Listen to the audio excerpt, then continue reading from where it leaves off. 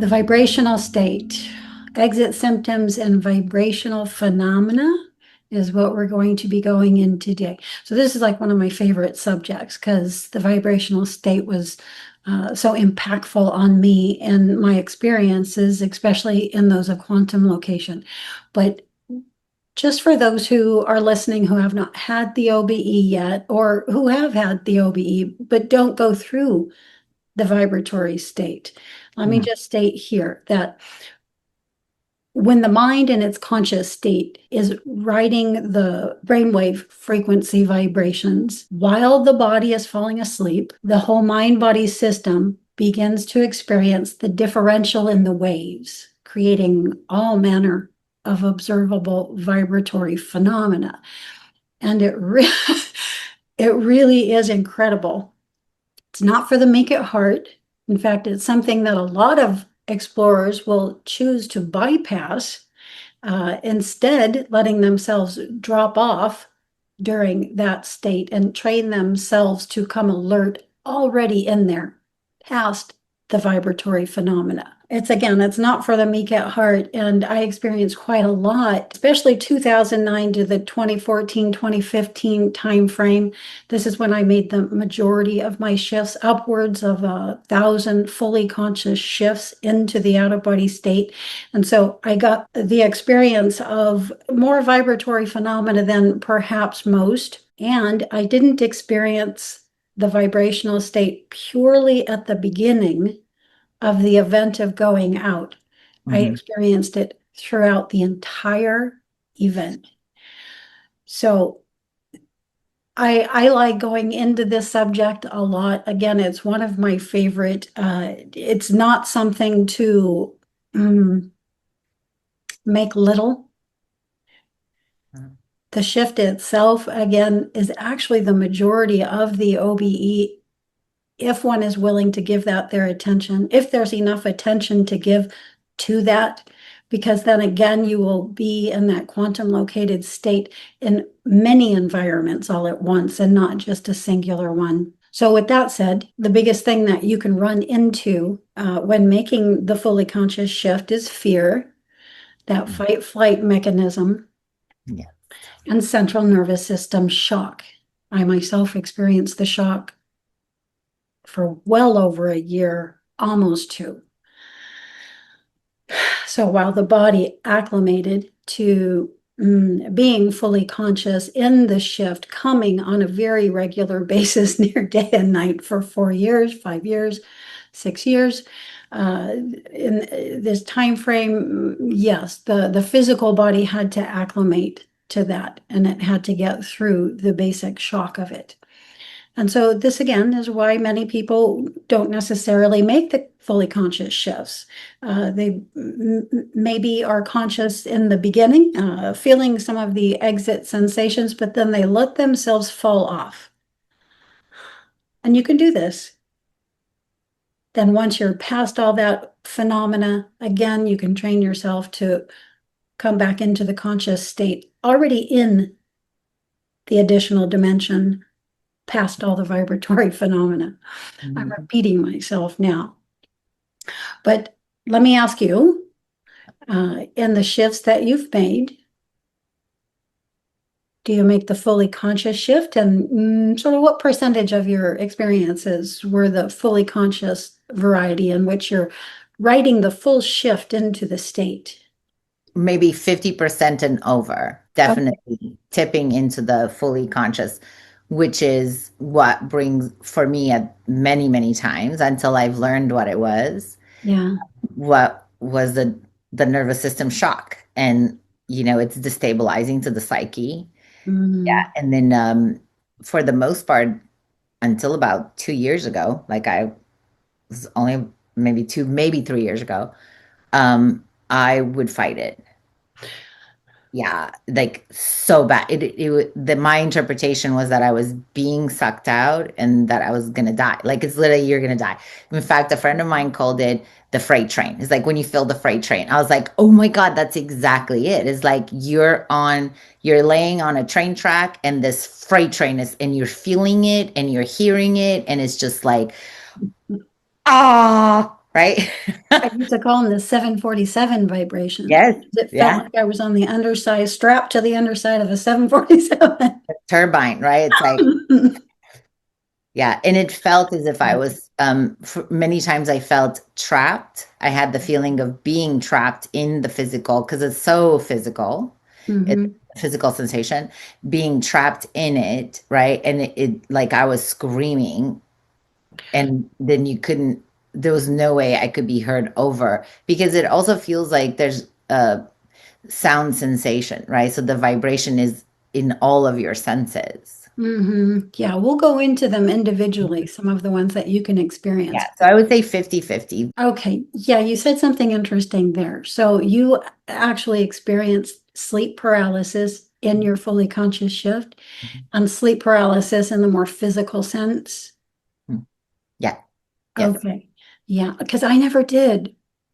I think that was because Good I was for you. quantum locating during the shift, and I Mhm. didn't experience sleep paralysis in the very physical way that you can sometimes experience it. I do sometimes experience it that way, and when I do, I also scream for help. Mhm.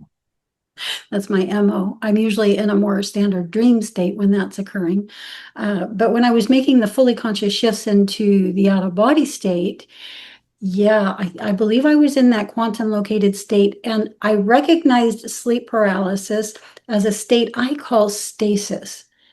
It's where I feel I have a body somewhere in addition to here, potentially that I'm projecting here from, because it was something that I would detect sort of at the foundation of the experience within the shift, and very pleasant. There is nothing more pleasant than the state I call stasis. Not even euphoria. Euphoria is less than stasis. Mhm. Stasis, you never want to move. Mhm. Yes. You will do anything to stay in that state forever. That's how that's how wonderful it is, how good it feels, how rich the experience of that actually is. But yeah, I experienced the sleep paralysis more in the state of stasis than I ever did in the physical sense, where I'm still feeling in the body and detecting that presence, Mhm. that dings your central nervous system.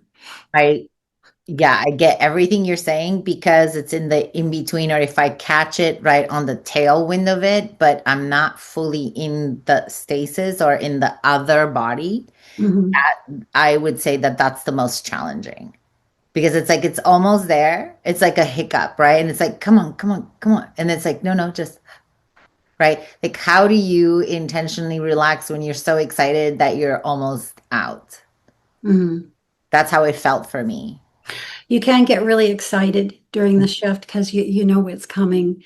So did that happen to you very often? Yeah, and then I start to get the the you call them the differential. So let me see if I'm using your term correctly. The Mhm. differentials like why I'm like no, no, now the different the differentials in the this is what my 3D physical hand sensation is versus the outside. And so when I start, it starts to feel in the tips of my finger, and I'm like, oh no, oh no, no, no, no, no, no. It's like I'm getting excited, but I'm coming back. I'm like, I'm starting to like whoosh back into the 3D. And Mhm. I have a sensation that I know is that. And I'm like, no, no, no, no, no, no, no, no, no, no, no, no, no. I'm like, come on, come on, come on, come on, come on. Like, Mhm. sometimes it feels labored to like just, and it's like, and you can't get it through laboring, right? Like, it's like, how do I go back? Past the fear, past fight, flight. So, like a lot of people that do experience sleep paralysis in the more physical sense will go into fight, flight at that point. And the OBE, once it patterns a little bit further, will end up in the situation of the dweller on the threshold, as it's commonly called, right? The old hag that's trying to strangle you or something like this. So, how did you experience in the fully conscious shift, in the vibratory state? How are you experiencing sleep paralysis? Did your visuals open out into the etheric bandwidth yet, or were you Yes. still sort of in your head? No, they do. Okay. I would say that I probably was opening my eyes in the 3D. And so I can see the in between, right? That veil shift. I don't know that I've ever experienced the dweller at the threshold as in the thing that is sitting on me. Mhm. I've always experienced almost always experienced beings or a presence in the room or in the space with me, but not ever like sitting on me. I've always felt that the sense of or feeling of pressure wasn't a being, wasn't a person. Right. Yeah. It was sleep paralysis. Yes. Yes. But However, that was the fear. That's where my fear that like, oh, I'm in paralysis and whatever this presence is around me, then mhm. that's why I'm, felt compromised with lack of knowing. Once I started to train, because all it took is one OB year talking about it to go, oh, wait a minute. So lean in, that like, okay, let's see if I can lean in. Then that feeling wasn't there, right? So there's like, oh, this is a thing to work through. And when there is space, have you ever had the experience of not feeling like you couldn't come back into the 3D body? The same, like vibrational coming back in, and I felt as if I couldn't get out of that state and back into the 3D. I never felt that, but that would be because very early on in my OBE career, Yes. I chose to let my higher being drive. So the vast majority of my OBEs are not me driving. It's me surrendering myself to my greater being, my inner being, my higher being, whatever you want to call that, whatever that was, that presence that was here that was merging and enveloping me and taking me out. It was the differential between that level of presence and my level of presence that resulted in the out of body state for me. So I never had it. I maybe had like 20 experiences in the very beginning where I noticed I was being left on my own and I was trying to like push through into places and making all kinds of mistakes. Yeah. But at that point I saw there was these two choices. I could attempt it on my own or I could surrender myself to that additional level of presence and let it drive, let it take me where it felt best to go. And so, no, and it also brought me back. And in that, I would just simply observe. So I didn't experience that so much myself. I wasn't out and about on my own, was always accompanied. Yeah, I wish that I would have had that sort of foundation, but my foundation has always been like, I will mop the floor with you. I will beat the shit out of you. I will like get out from me. So there was always like it's the thing on the outside of me. It's like, oh, and so as I've dropped those, then I can get into the okay, I can trust. But it's a slow process, Casey, for me. It's like no touching, no touching. And it's like nothing's touching you, Delia. Mhm. I had to like learn that. So I'm fresh. I'm fresh to the not fighting the vibration and I mean, I think 2 years is really fresh considering for how long I've had conscious experiences. Mhm. Yeah. Okay. All Now I right. wish that it would be induced. Like now I'm like, okay, I know what I need to do to this. And I can feel it probably a few hours before the evening where I'm like, oh, whatever the sensations in my body, Mhm. the possibility is greater for that sleep state. Well, let's go into that for a minute. That didn't even make it onto my list. What are some of those pre-exit symptoms that come up for you where you're fairly much suspecting something's going to happen? It's a sensation mapping in the body, and it's actually when my nervous system is very calm. It's Hmm. soothed throughout the day, moving through things in a really easeful way. I can feel it. It's a sensation. I think I spoke to it before that the cascading from like neck relaxation, shoulders, solar plexus, diaphragmatic breathing, and then I can feel my feet, right? I can have like full sensation, I call that the embodiment. I'm like, man, I'm really in my body. Like I'm feeling it all. And it's very floaty almost, but it's hard to describe. I But can relate to this yeah. 100%. In, And in the very beginning, when it very first started happening, one of the first things I was noticing was that during the daytime prior to leading into a night full of OBEs, I would enter this blissful state. Mhm. It was like I was in love with everything. Everything was really pretty. Like the air was different. Yeah, I was just in this bliss state, this mild bliss state, this mild euphoria. For me is or time Mm, satisfaction. My husband and I like to talk about when do you feel fulfilled? What is the feeling of fulfilled? We call it tire satisfaction. It's mm, not that I relaxed the whole day and I didn't do anything. Is that I did everything that needed to get done to like the battery running out, but with satisfaction. Like nothing felt like there was pressure in it. You know, the drive that one has when they're really living their dharma, whatever that is, mhm. right? It's like, oh, I have a lot of work to do. I feel tired because I've used my energy fully being myself today, fully applying myself in a present way. So that like the tired satisfaction is like, I'm done. Like my battery's out and it's like, oh, that's what that feels like. Mm. And in those evenings, I'm like, I set myself up for it.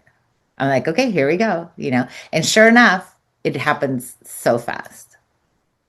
Yeah. I also began getting some communication. Do tell. Does that happen with you too?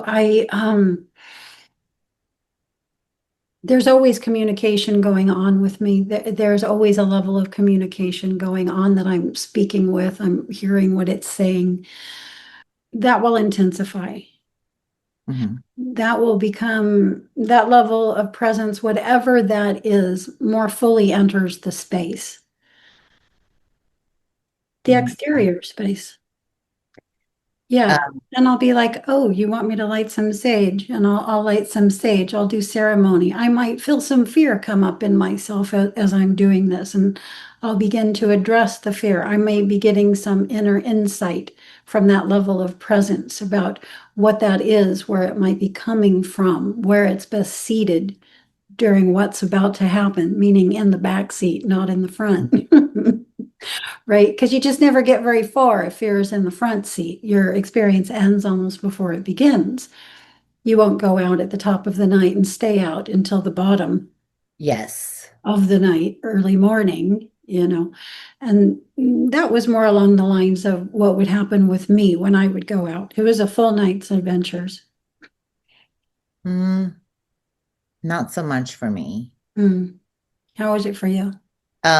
Well, what differs is the space that I'm in. So if I travel within the first 24 hours, I will have an outer body with full because I'm in a different space.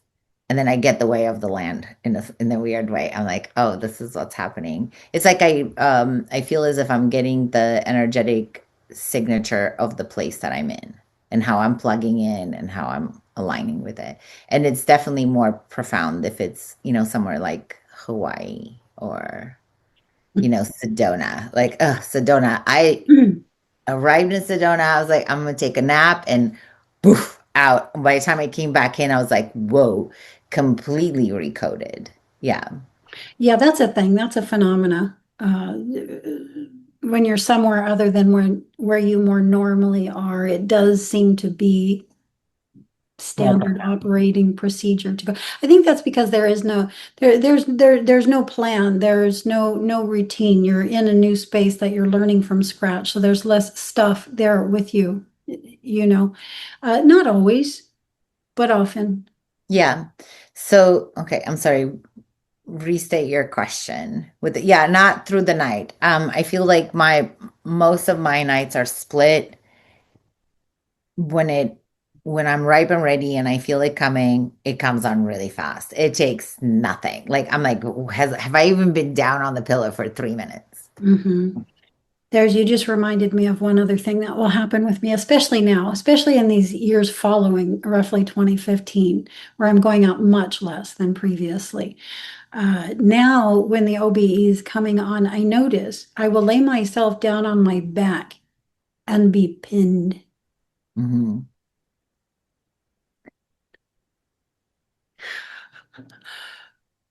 Yeah, Yeah. I won't want to roll over onto my side or onto my stomach, which is my preferred position to fall asleep in. So yeah, I'll go onto my I back and exit I through will that. feel so comfortable on my back. Yes.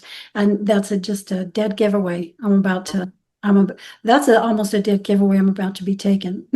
So I Me have, on board craft. Yeah. yeah. Oh, interesting. Yeah, mine, I prefer to exit apparently through my back body. So learning about, sitting up, or I couldn't do it. I could not do the like sitting up once the body's asleep, sitting up. I like still can't. But I can roll out or come out through the back. It's almost like this. Interesting. Yeah, I never did any of that because my whole role was to seat myself between the brow and observe. Mm. And what I was observing, like in practice, was my breath. And then I would begin to notice a change in the inner environment. Yeah, and then that atmospheric change in pressure that always came on with me. And then I might witness myself slowly stop breathing. And I would get riveted at that. And then void. Yeah, I point of could light. What is that? This is how I would go out. It was purely through observation. It wasn't through the physical body. So, and I call going out that way, going out whole body. mm, I have to say that I feel like as if I'm stopping my own breath because the vibration's coming on. And having moments of this, let's say in a group meditation or, things that I've participated in where I feel like I have to come back on and touch something, as in to ground myself in the here and now, Mhm. because I will slip out otherwise, because the vibration's on. And as I like to say, that I'm a slippery mofo, I'm just like the slightest comfort, I'm just, like, nope, come back in. But yeah, the vibration is once I've learned to what it is and how to work with it, then the nervous system shock has quelled, not fully enough to consciously be able to always get past it. Yeah, interesting. I'm not sure if I ever experienced this central nervous system shock in the event itself, either in a fully conscious shift or in the out of body state. It was more, I noticed it more in physical space. So when I was going about my daily living, especially in the beginning, I tremored. Mhm. Yeah. Um, I have some question about that. So once, because you've spoken about your experiences in training into like being able to be with the beings, right? In the outer body, Mhm. full with the body, like the conscious full body shift. So let's say then back in the 3D, that's where you tremored. Was it a full body tremor or was it just parts of the body? Because I have parts of the body that tremor throughout the day. And I've had I call it the shaking like a leaf for like weeks on end. Mhm. Just nothing that could make me stop. At the point of this beginning to happen with me, I had no ground. I had completely lost my ground. So I was learning how to work with my fear, learning to get past fear. And this is what allowed me to be with the galactics in a more conscious fashion. Mhm. However, when I would experience my body tremor, it wasn't like it was all day, it wasn't all of the time. It was mildly there all the time. You wouldn't be Mhm. able to see it if you were looking at me, but if I paid attention, I would notice that I was systemically weak, like somebody who's not quite standing on the ground, quite literally. Yeah. I didn't know what was coming, when it was coming. Everything was a big question. So like my entire self was wiped. And I tried to live my life at that time in a state of pure observance. Hmm. I couldn't use my mind. I couldn't use my memory, especially in the way that I had used to. That was gone. That Hmm. was utterly gone. And so I just had to acclimate to this new way of being. And during the acclimation process of not just me, but also this body, Hmm. yeah, the shock has to gradually work off. Uh, yeah. But the big way that it would come up is if I started talking about any of this with anybody. Yeah, my heart would start racing and I would talk like a crazy person and my body shook. Like I couldn't speak about it. I tried to let my yoga teacher know and some other people know, and yet no, I learned that I shouldn't do that. However, I should speak. So that was YouTube had just come online and that whole idea was brought to me. So that's how I started working my way through the central nervous system shock, learning how to vocalize this, vocalize it through the body. And yeah, that helped. That helped big. That got me through the first year. And the second year it was much less, but it was still there. Yeah. I find So that very interesting because this is how we generally can read someone. We call them manic, right? And then I know that some of the practices in yoga they can lead somebody where if they don't know that this is what the practices are for, is the shift in consciousness, right? Then it becomes like, oh, they're very manic, something's wrong, they're unhinged, and it's mhm, like you have to tend to them in that space very tenderly mhm. because this is what the yogic practices actually bring on. Everything was being rewired and restructured. If your body is a house, and it is our house, imagine your actual house that you live in there. And Mhm. imagine every part of it being taken down and being rebuilt while you're still living there in it. Harden our dust is what I call it. It's like we're under construction, but we haven't moved out. We have to live in it as the walls are coming down. It's like I have to move my bed and and let it get, reconstructed from the deep bones. Yeah, Yeah, it's it's not an easy thing. Anybody that's ever got any home remodeling knows that you essentially have to move out while the builders come in and rebuild. But for me, there was no moving out. That would entail losing my conscious state, right? And that was the reverse of what was happening at that point. So that was a lot to have to deal with. And I had to deal with it at the same time that I still had a life and had to work and all of this. And so, yeah, no, it was a phenomenal time for me, though. Don't want to make it seem like it was not pleasant because I was having the time of my life. Was, there was nothing I would have rather been doing at that time, and I was not going to give up even a second of any of this for anything. Yeah, I was all in. Can I ask you something? This is interesting because I just discovered this a couple years ago and I was like, oh my God, where was this 20 years ago or 15 years ago? Mm. Have you ever used a weighted blanket? I personally never have, but I understand where you're going with that. Let's go ahead and bring that in because we're about to go over a list of the things that you can experience during the vibrational state and things that you'll feel when it's coming on and how normal all of this is and that you can get through it to get yourself fully out into what we colloquially call an out of body state, right? And so let's start with full body vibrations. That's the big thing that most people that do experience the vibrations will experience. So I've called them 747 vibrations, and you called them I railroad adopted my friend's term, the freight train. Yeah. vibrations, and they can be weak or strong. So Mhm. there's all manner of levels to the extent at which the conscious mind can experience the vibrations. And so, if you're more meek at heart, you'll keep yourself in a state where they just seem mild and they're consciously tolerable to you.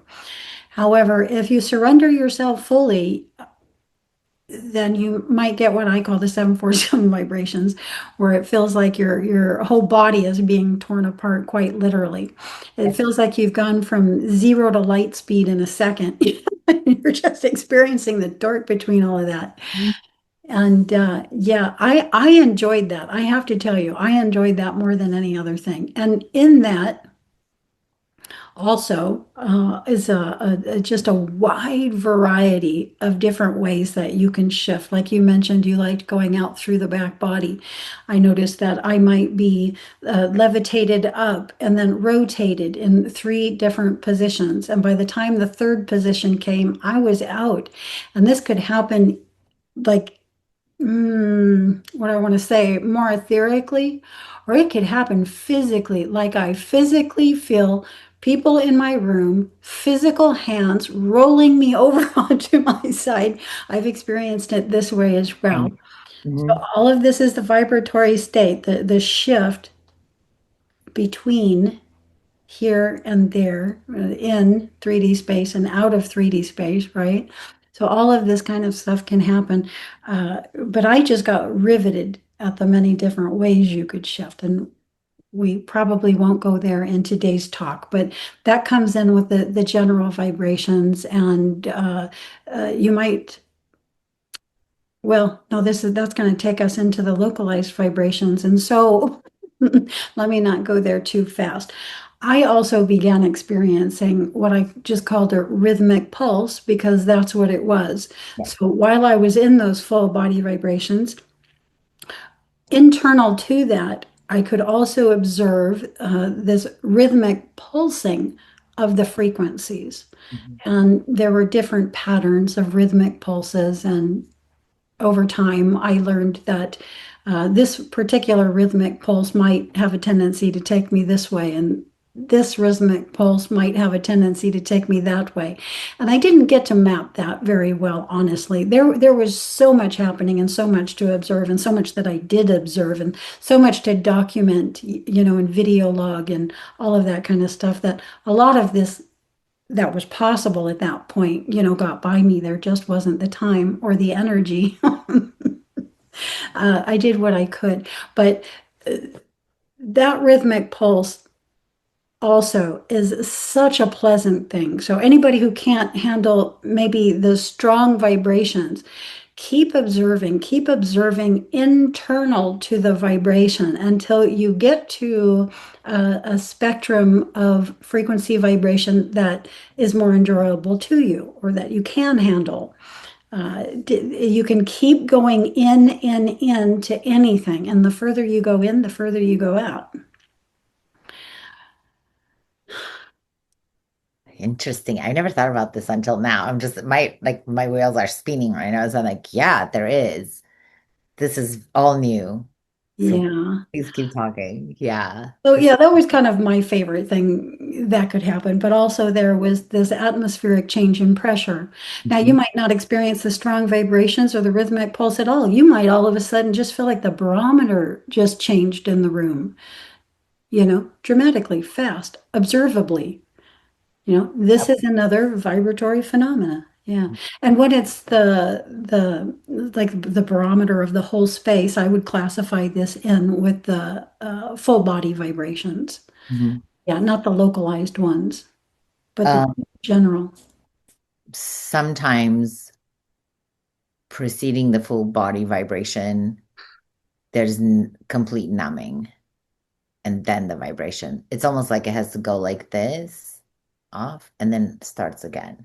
So there's vibration. I call it the whooshing like a turbine, right? Because Mhm. it and then it picks up speed, boom, boom, boom, boom, boom, boom, boom, boom, boom, and then it's like then it's numb. Then the whole body goes numb. Then here comes the freight train. It's like, and now this. Yeah.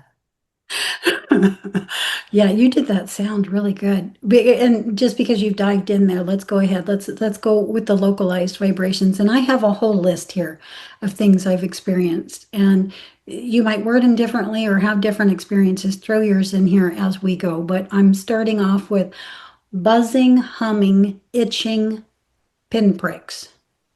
All of it. I agree.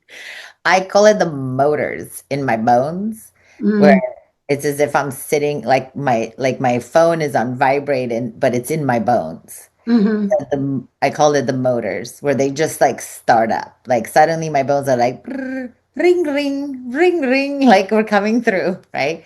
hmm Yeah, You get the itching. itching. Yes, it's wild, Mhm. right? You're like, where's And this happening right now? and you Yeah. got to make your way through the itching. You have to not move. I mean, Yes. because when the mind's trying to stay awake, the conscious mind's trying to stay awake while the body falls asleep, the body's going to test the mind to make sure it's asleep so that it doesn't get up and hurt itself. This is what sleep paralysis is for, Yeah. so that you don't actually get the physical body up while you're in additional states of consciousness and hurt yourself falling down the stairs or whatnot. That actually did happen to me one time. So it will create sensations in the body like an itch or just like ants are crawling across you. It can be full body as well. Yeah. Yes, and this is where your disciplines come in handy. Attention at the brow, paying attention to the fact that you're breathing. Okay, we'll keep curiosity in the front and fear in the back because you'll be resting more evenly in your parasympathetic nervous system rather than the sympathetic, the fight flight. As soon as that happens, the experience all but ends. Okay, we'll go ahead, go do the pinpricks though. That one, I would get them in my toes. Yes, it's mine start at the extremities and it comes in. So it Same. starts with like Just the feels like first. somebody took a needle and poked it right into your toe or into your arm, or I would get them in the head. Yeah, sometimes I would feel like I had three needles that were stuck into my head. And yeah, you just have to, again, keep yourself in the parasympathetic, rest and digest, attention still at the brow, breathe. Yeah, just keep yourself calm. All right, let's go on. The feeling of acceleration. Oh yeah. That's part of like a massive interoception sense that needs to come on, I think. Hmm Yeah. Well, Acceleration is to in just give an idea, I'll just jump in here for a minute, just to give an idea of what that might feel like. You're in your car and the engine's on. Your foot's on the gas, but not pressed down on the gas. And the accelerations feel like you're just slowly pressing down on the gas. And you have that sense of acceleration.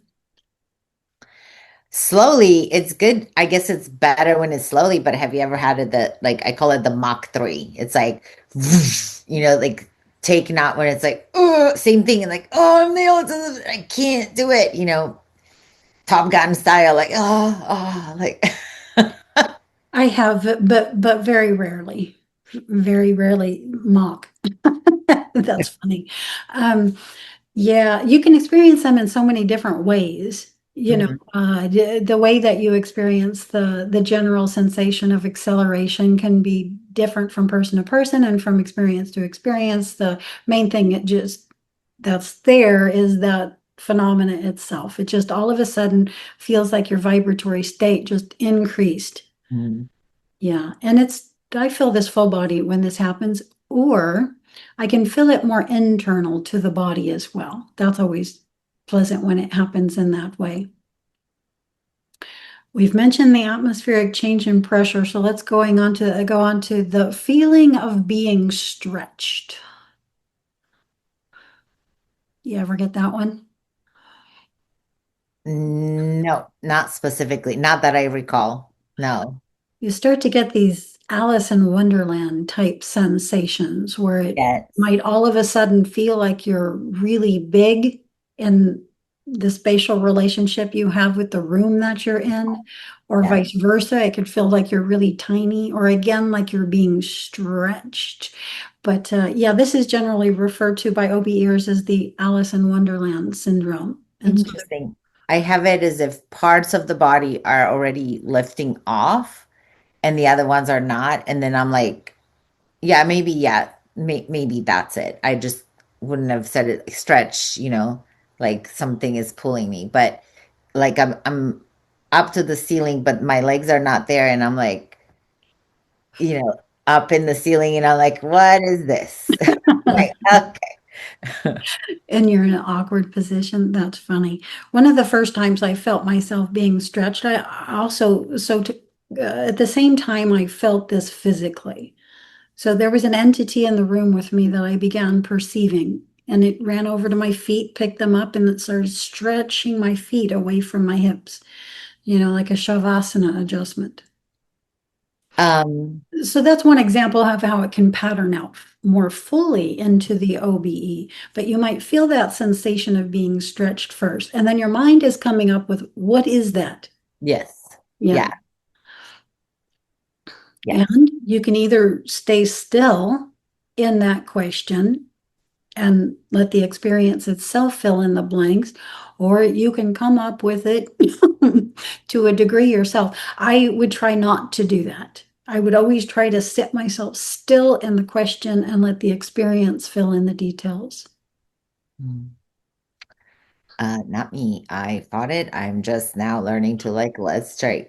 I mean, there's different, way. It's beautiful. I love hearing that I'm finally arriving in this space, right? But Mhm. before, for me, it was extremely challenging, which almost makes me wonder why the experience kept coming because I clearly didn't want to quit. I clearly wasn't quitting. Mhm. Like, and again, and again, and again. Yeah. Yeah, not quite surrendering, but not fighting to the degree that it would stop because it could be dangerous Yeah. to you. So good. You kept yourself in that comfortable zone in the middle where the opportunity for it to keep happening Hmm. could still live. Yeah, Yep. yeah. Okay, awesome. Let's go on to feeling the temperature change, like all of a sudden the heat going up or the cold, one or the other. I'm also perimenopausal, and I have to say that it was more of that years ago than there is now. So now I have a lot less of those, but the temperature shifts is definitely an indication, and it comes on really fast. Yeah, it's one of the vibratory phenomena you can experience in the shift, and very commonly I would get ice cold. Yes. That was very common to my experience of going out. And I knew when that freezing sensation came, I was out. You basically are. This is kind of important to say. During the shift, you're also out. Just like when you get in your car and you pull out of your driveway to leave your house, you're out. You're out of your house. You're on your way somewhere else. Quick question regarding temperature. Is Mhm. the setting your sleep state temperature also inducing the smoothest experience? Because I've also noticed that like there is a temperature, there's a particular temperature Mhm. room to start off for me in the 3D that will bring that on. So if it's too hot, then it's not that great. If it's too cold, then it's not that great. But there's like that's pleasant, because then the shift in the temperature change is so Mhm. much more noticeable, and therefore there's cognition of the shift. Sure, you can train yourself in that way, but you can also train yourself to be able to shift in any kind of extreme as well. In fact, this is what sweat lodges were built for. Yes. Or sleeping outside when it's really cold. This is some of the stuff that I've learned from the First Nations training. The like you're gonna sleep outside and like taking myself from feeling so cold, so cold. I was like, I'm warm. And I was like, holy wow, I'm warm. And then the whole night I was warm. And it was Mhm. really cold outside, sleeping on the ground. You learn to work with different situations. I would work with sound quite frequently because, sound can be disruptive, Mhm. especially when you're shifting. So you notice you're going out and all of a sudden this loud plane is flying overhead, or the guy next door starts his weed whacker. It's 6 a.m. Real experience. The whole 4 years I was going out a lot. That happened with my next door neighbor. This is why I started learning I would just focus then on the sound itself until I was literally experiencing myself as fast sound vibration. And I was out, and so you can learn to work with everything. Everything can get you out. Don't cut yourself off from any of it. If something's getting in your way, learn to overcome that obstacle. Merge with it. Focus on it. I find that that's the entrainment, right? Like instead of creating what I kind of like is it the Allison? No, the Goldilocks, right? It's like if I have the perfect thing, then that. And then I have some of the most amazing and most shifting experiences when none of those things are in place. Yeah, They're most powerful and most profound. It's like none of definitely. what I needed was in place. And then like, wow. Yeah. Definitely. Okay. Tingling, Oh, chakras spinning, oh, a light inner rain, like champagne bubbles, white light strobing. The space in front of your closed eyes might start to warble. so intensely. Yeah. The light that comes in for me, it always comes from the left, underneath, and then straight in. But it's like inner light. Yeah. Interesting. I literally get the strobe, like, Yeah. But it comes in first this way. oh, So it always comes in from the left. And then it's yeah. yeah, that's interesting. Okay. Uh, Floating, falling, the 180 flip. Yes. The, You ever get that 180 flip where I you do. literally And like put head over heels into the opposite position? yes, It's so funny when that happens. we did some Muay Thai boxing some years ago. Next boyfriend was teaching me. And that's what I would call it the kaikato kick. That you're here and then boom, boom, like what? You're Yeah. literally flipped 180 degrees, or at least I would be. It used to get me every time. I would have to work hard to not crack up when that happened. Okay, the When floating and falling, of course, that's uh super common, like probably some of the most common. So you'll begin to feel like you're levitating and or like you're falling, and that's always been my favorite. it's my favorite when I'm in it. It's not my favorite if I wake myself up, if I come back into the 3D from it, because that's the one where I hang on to the bed, where I'm like, oh, right. There's a lot of body reaction in the 3D from it. Um, would you qualify the falling on your head, that from, going like this, like suddenly you're 100% like perpendicular, not whatever this is, right? Yeah, perpendicular. And then I'm falling out of through the head, like being tipped over, like the whole bed is tipping toward the head. Yeah, it could be more than the body. It could be the whole room or the bed or yeah, whatever. Do you mean on that 180 flip or Yeah, in that's a the but, 90 but degree instead flip? of flip, yeah, it's just like suddenly you're just like, like on a slide. Yeah. Oh, yeah, I never got that one. That was my first one, my first ever that I cognized that was that. I was just this the bed tipped and I was like whew, out. Interesting. And I was being put back in. I've experienced being put in and carried in a wheelbarrow, but not quite that. But so mine, yeah, this is it's actually was my favorite because it was just like a slip and slide, like slip right out. And as soon as I was out, I was so extremely excited and overjoyed to see these beings that were there. And they were like, Gucci Gucci Goo, because I was like, what, 4 or 5 that I remember. I have such vivid memory of it as if it just happened. And then they would just like put me back in the body and I would be back in the room. And I was like, no, no, no, no, back out. Like I did not want to stay in the body.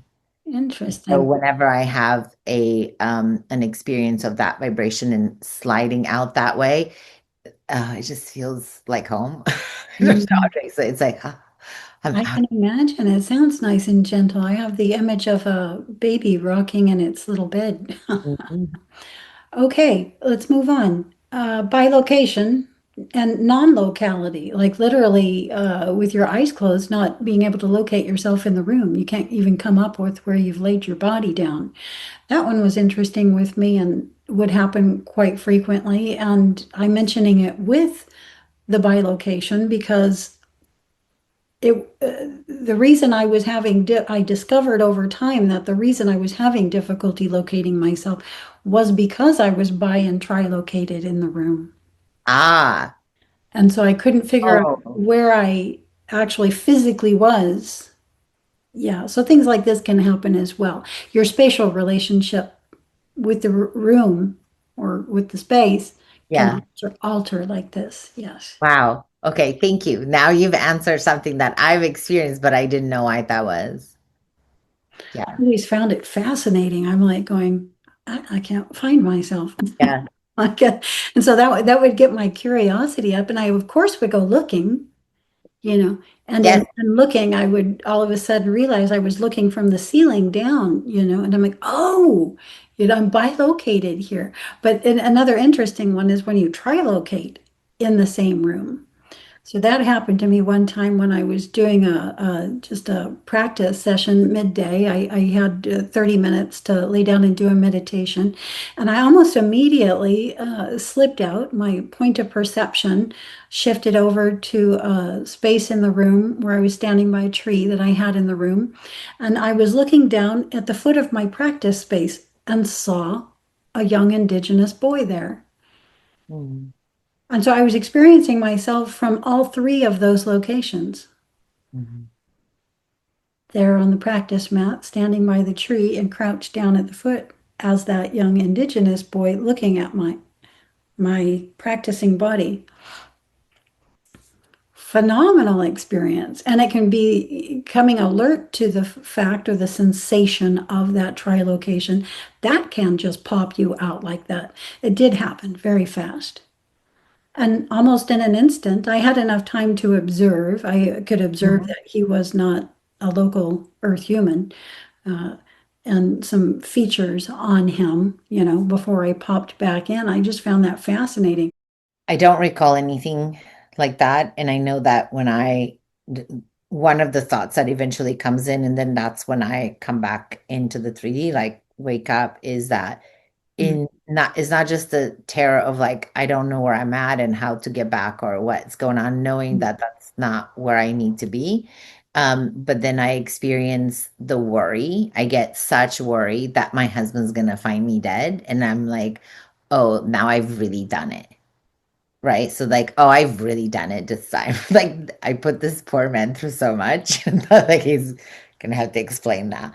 Right. So I'm always like, oh no, I really did it this time. So I feel like my relationship with him is an anchor with that where I find my way back in.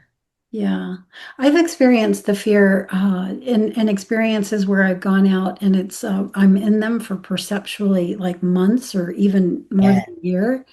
And I wonder if I'm going to ever go back. Like Yeah. my conscious state as knowing I'm a Casey person, and an Earth planet somewhere that's not here, remains throughout the length of those experiences. And so, yeah, at a certain point, you hit a juncture where you're like, am am I ever going to go back? Yeah, I do. That's why Yeah. Inception is my number one favorite movie ever since it came out, because I get that. I get the idea of like dream within dream within dream and being, living lifetimes and aeons and then how do you restabilize? Yeah, because I have that and I come back in the 3D and I'm almost like have to reinforce the 3D personality. And sometimes I wonder if I'm doing myself a disservice by Mhm. reinforcing that personality. This is interesting. My biggest fear in those experiences is not being able to bring all the information back. It's like if I Right. stay here too long, I'm not going to be able to bring this experience back. And that tends to be my biggest fear. But Yeah. I'm also a single person without children or grandchildren and all of this. Yeah. So in my life, it's me. I have siblings, and my mother is still living with us here. But none of the other, nobody that I'm responsible for. But one of my biggest fears, it was around, and I can't remember what it's called. losing your mind and not recognizing the people that love you and the memories that you've made with them and what hardship that would be for them. Not for me so much, but what it would be for them. And Mhm. so, bonding with my grandchildren in the way that I do, I'm always like, what would that be like if I just wouldn't remember them? And then I push it out of my mind immediately because I don't want to test that. Yeah, Yeah. no, no reason to go there. Let's instead do the last localized vibration and then we'll go on to visual imagery. Yeah, the last one is someone touching you. So this was one of the biggest things I began experiencing, and I would experience this as pre-exit phenomena while I was right there up, like before I had even gotten in bed. I'd feel a hand touch me on the shoulder.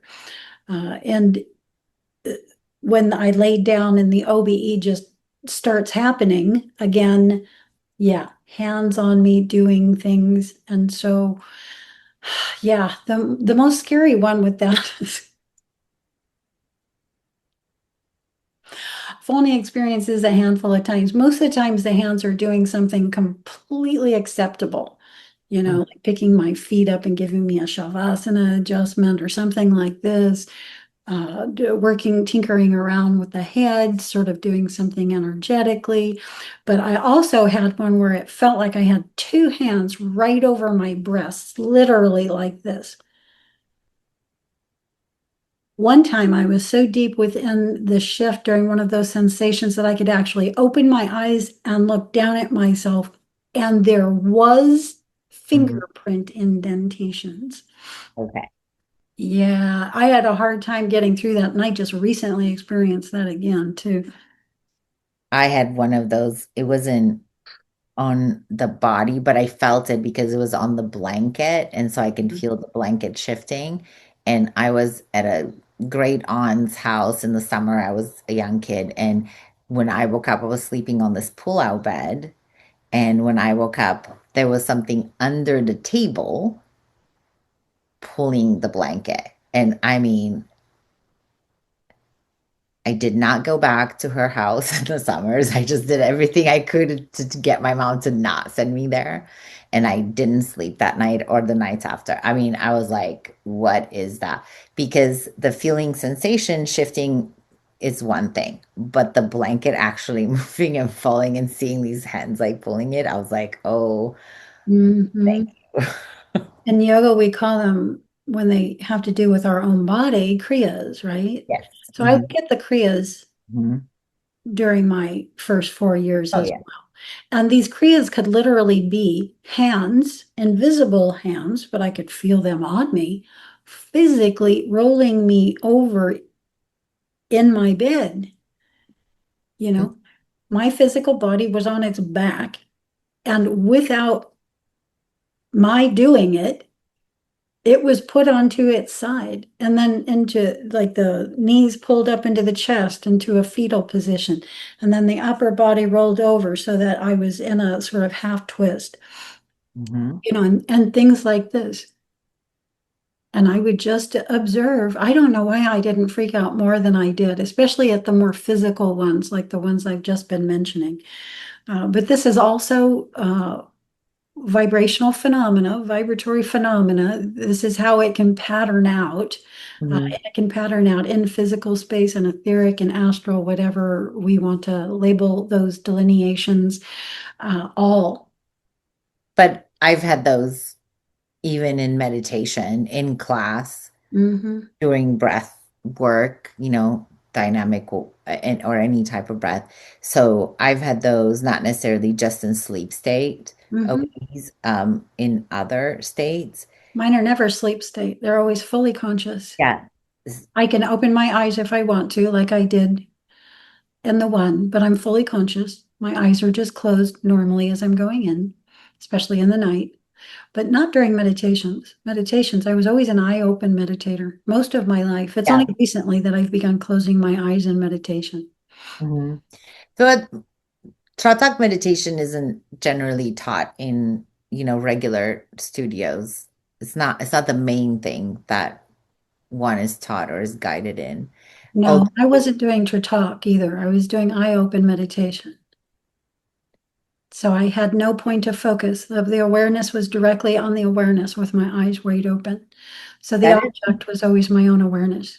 but that isn't what we meet in a regular like yoga studio, sit and meditate is, it's more close your eyes, go inside, hands Mhm. on the knees, palms down, parasympathetic, what, like those are the things. So I don't know that most people are even initiated is not the correct word, but even taught that there's another form of meditation, you know? Oh yeah, there's many eye positions.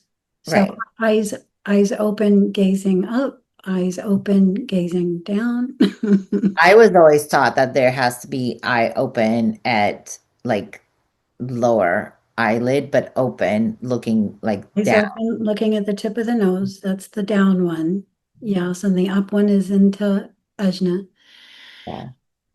Yeah, or you don't, or your eyes are just open and you're not looking at anything external to yourself. The external's there. You're just not looking at any of it. The Mm-hmm. attention is fixed directly on itself with the eyes open. And this is how I meditated most of my life. It's Hmm. how the visual phenomena started coming to me and me realizing that I saw beyond the 3D physical earth human spectrum. Yeah. Yeah. Yeah, exactly. And I will say, because I would like to please throw this in, that in the medicine circles, that's also a plus. Like being able to stay with eyes open and still hold the shifting of phenomena, which happens so much easier in the psychedelics. Mm-hmm. Yeah. Yeah. I won't go into what I usually would begin seeing because here we can just go into the visual imagery that happens for many people during the shifting phase itself. And the first is colorful pinpoints of light. Mhm. That's just the beginning. Yeah. Mhm.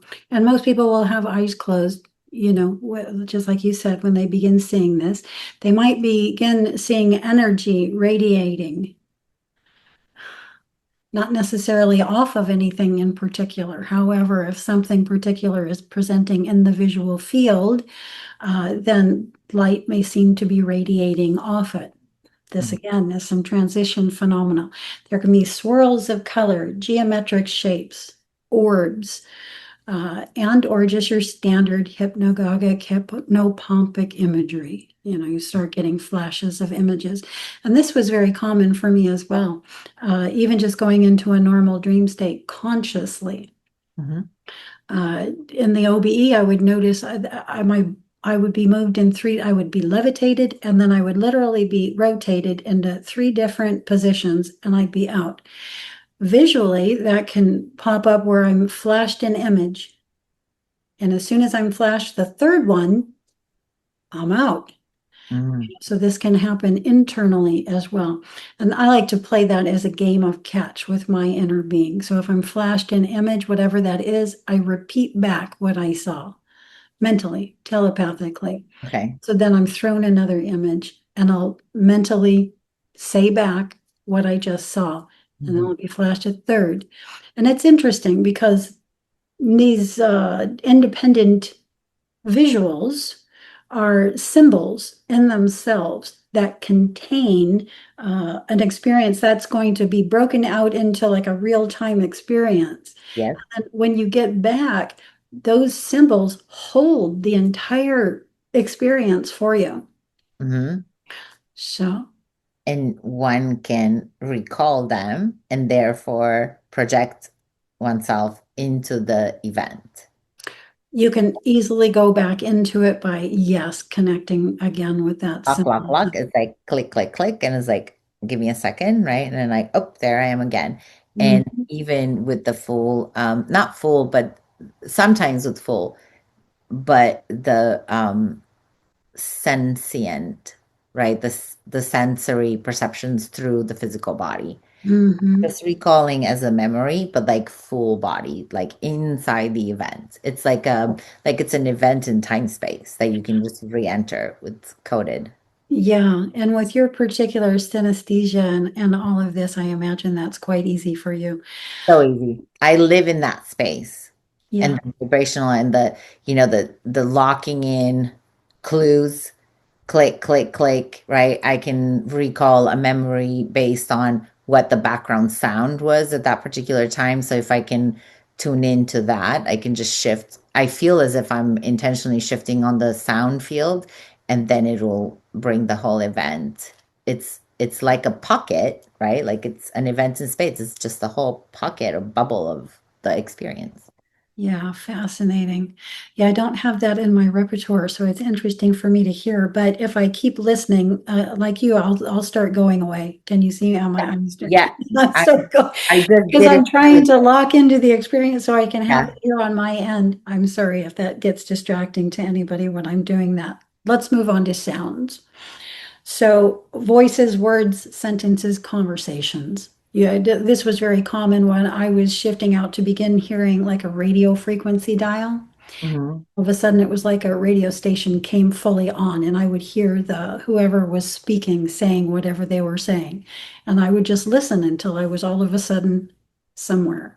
It had nothing to do necessarily with what was being said, but listening to them, sometimes it did. Most of the times it didn't. You ever get anything like that? Yes, I don't feel like it's ever guided me onto something, but Hmm. it sounds as if there is being whispered like right here. It's not someone here talking, but like right here. And I have one that like jolts me every single time that I'm being commanded to reveal myself. I don't know what I do in these how I appear or what I do in these other states that apparently I appear to whatever being as if I'm cloaked. Reveal yourself, right? Like that. And so I've had moments in certain instances where I've said it, yeah, reveal yourself. And I'm like, wait, what? No. And then I jump out. I was like, wait, what? Like, who's talking? Like, I'm talking to it, responding right back. And then I'm like, whoa, what is happening? Yeah. Yeah, that voice might be telling you to fully manifest where you are rather than staying in an etheric state there observing. I suspect that it's like, come on, girl, get on it, right? Like, Uh, I let's could see go. that. I Yeah. could see that. And one of my very first experiences, yeah, loud male booming voice.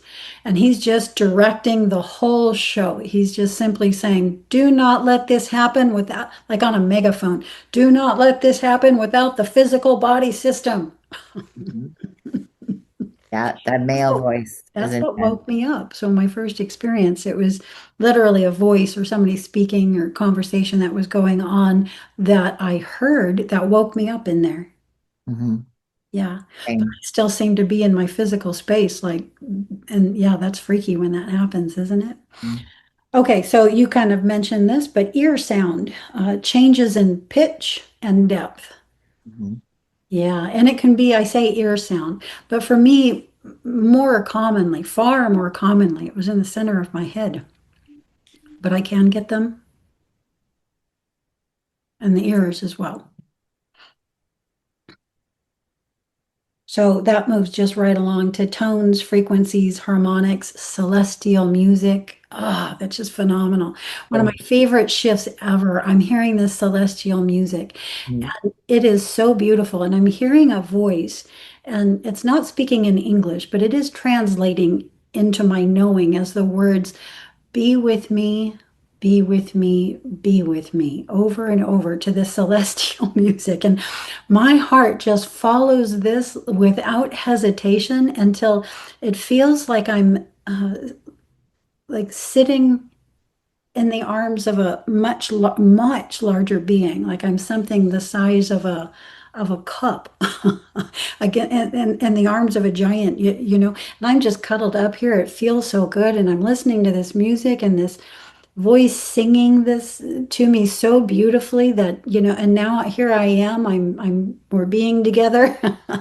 And I begin to see this instrument that he's playing, and this just fascinates me. It just appears right in front of me, like in midair. And it's like a large hand-sized, very very silver musical instrument that would be something like a harp if it did have strings, but there was no strings there. I had no idea how he was playing it. but it just made the most incredible sounds. And so this is another way that, a sound can move you into an experience of what that sound is. I mean, I've heard my mantra that way Mm, for like weeks and weeks on end, all night long, being sang.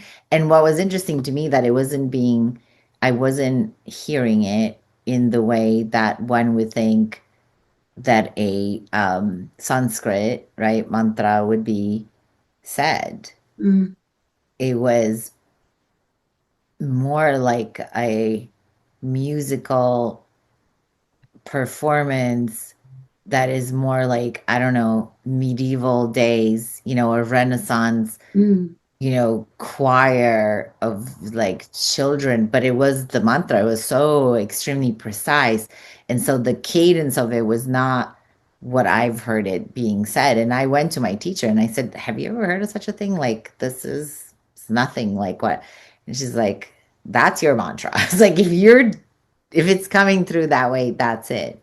Yeah. And it's a really beautiful sound. And I've never heard anyone even remotely put it in that presentation, sort of. yeah. Have you ever experienced that during the vibrational state? And did it take you into an OBE? And where? Yeah, that's how it would start. So the vibration would come in, and then it's almost like I'm getting closer to the symphony house, and then I can hear it louder and louder, like as if I'm closer in it. Mm, And and I have to tell you something. where did you go? Where did I go? Where did you land? Yeah.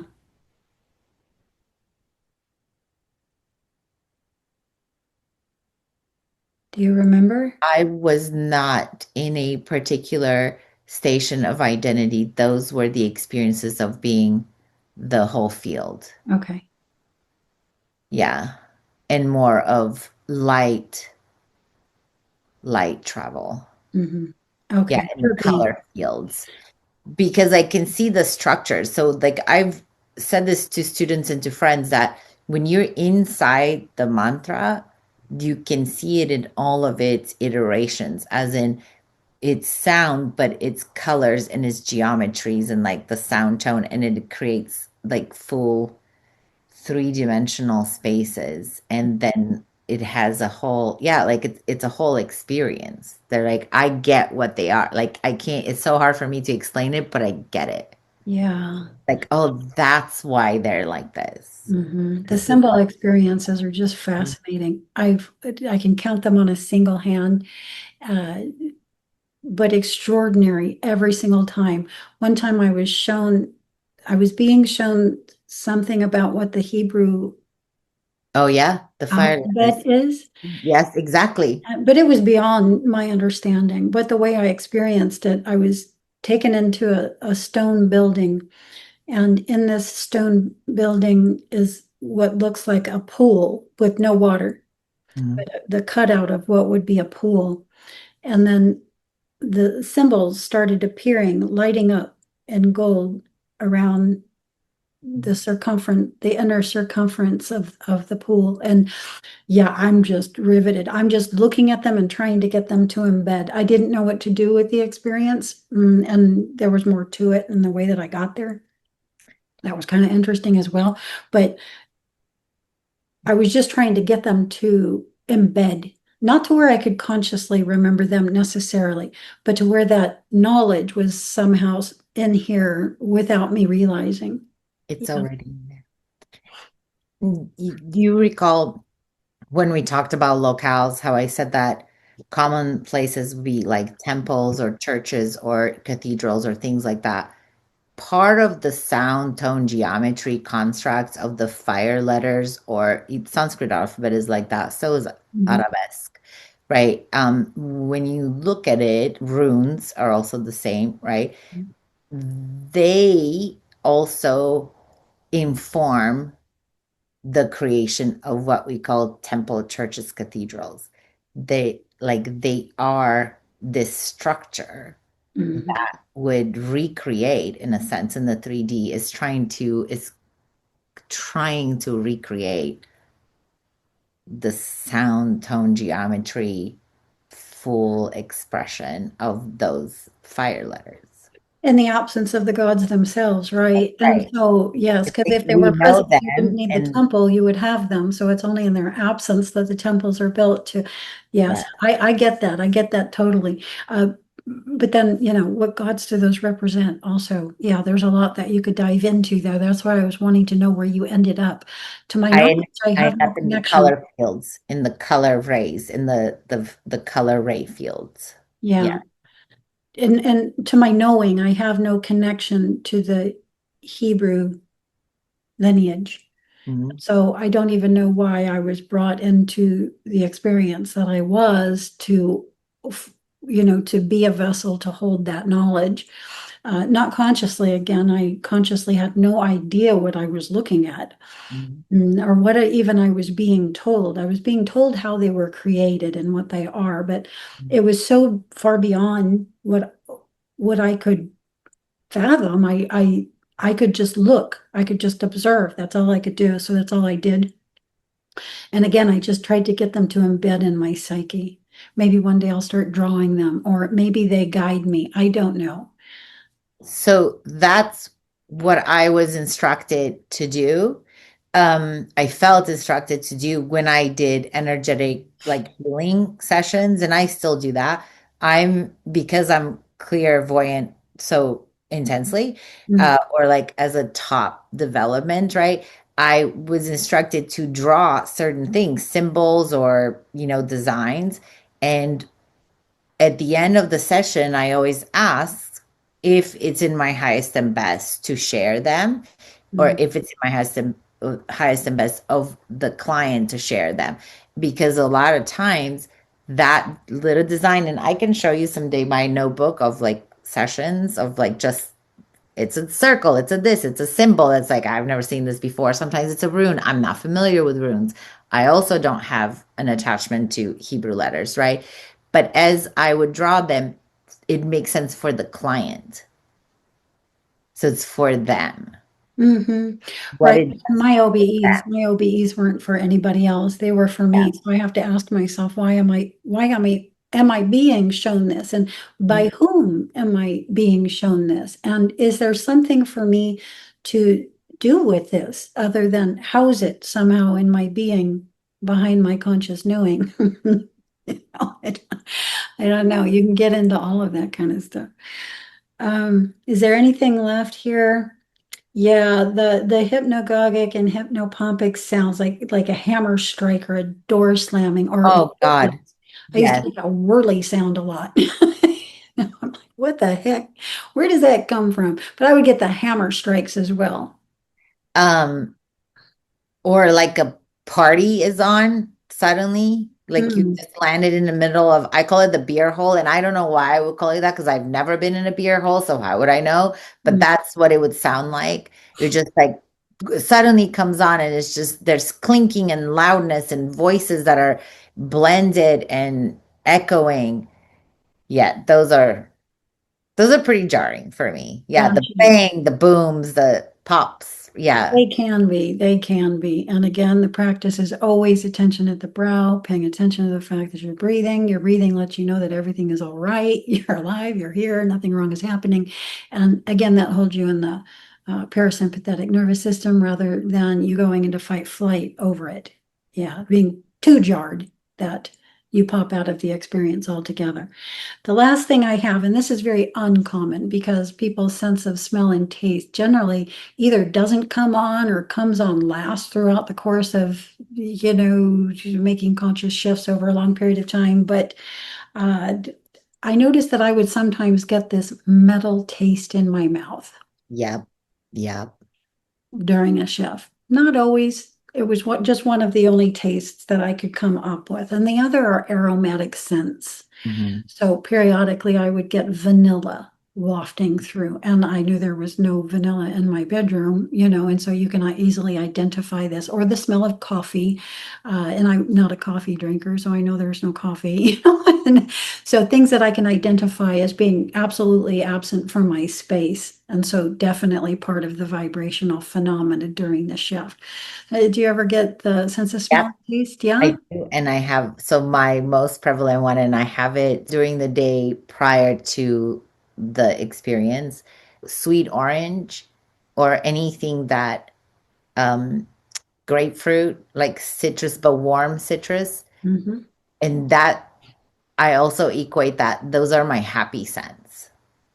Like my absolute like that's that tuberose, like roses and tuberose, the warm summer scents. And so they will come wafting in or I feel them Mhm. at all sorts of times. There's nothing around where there's no source of it. Yeah, yeah. You ever get any foul smells? Okay. Yeah. Sulfur? And I have, yes, ammonia. Oh my God. Gunpowder, right? They're Oh, like, what gunpowder? I live in the country, people shoot off things, but not like that. Like this,